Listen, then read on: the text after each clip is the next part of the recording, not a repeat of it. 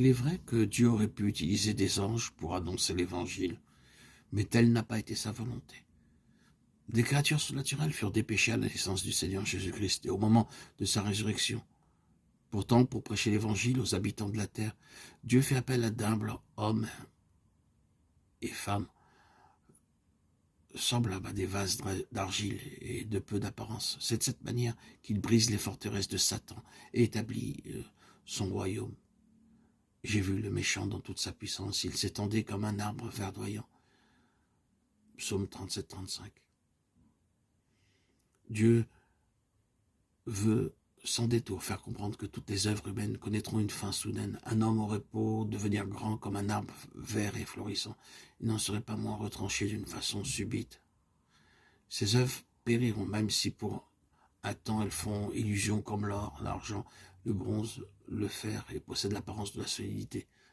Seule l'œuvre du Tout-Puissant ne sera pas ébranlée et ne passera point. Ses débuts peuvent être humbles, mais ils subsistent à toujours. Dieu peut par quelques versets ou même un demi-verset humilier un homme, briser son orgueil, sa vanité. Cette parole commence par renverser chaque idole dans son cœur, puis, en se multipliant, devient une montagne et continue à croître, jusqu'à ce que cet homme soit rempli d'amour pour le Seigneur Jésus-Christ. C'est de cette manière que l'Éternel travaille à l'établissement de son royaume.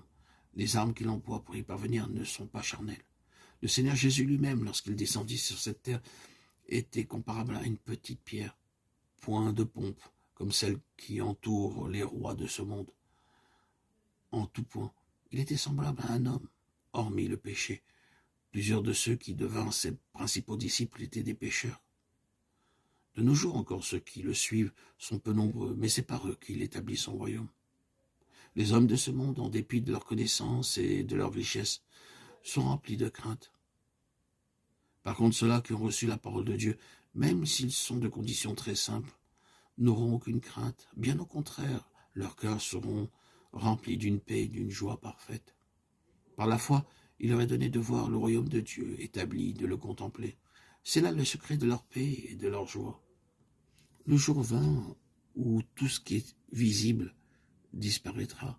Ce jour viendra.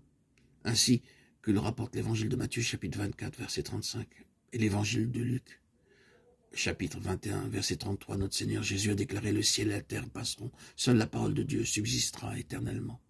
L'herbe sèche, la fleur tombe, mais la parole de notre Dieu subsiste éternellement. Ésaïe 40, 8.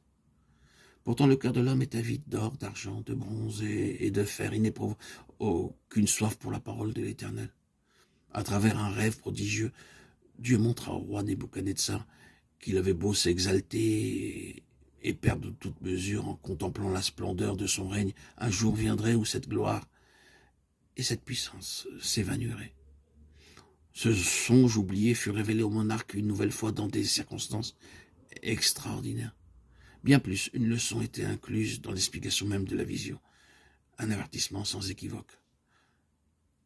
Le roi Nebuchadnezzar ne s'en soucia guère. C'est seulement après avoir été chassé du milieu des hommes et placé parmi les bêtes pendant 7 ans pour manger de l'herbe comme les bœufs qu'il se repentit. L'or est une image de la gloire mondaine, l'argent exprime la richesse terrestre, le bronze représente la sagesse de ce monde et le fer évoque la puissance humaine. Il est un fait que l'amour de ces choses habite le cœur de tous les hommes.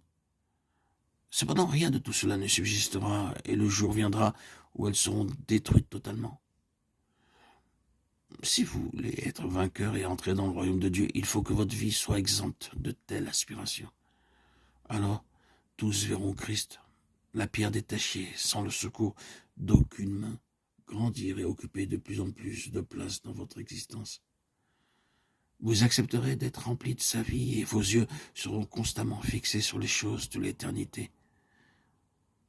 Vous désirerez voir vos travaux porter des fruits qui ne passent point.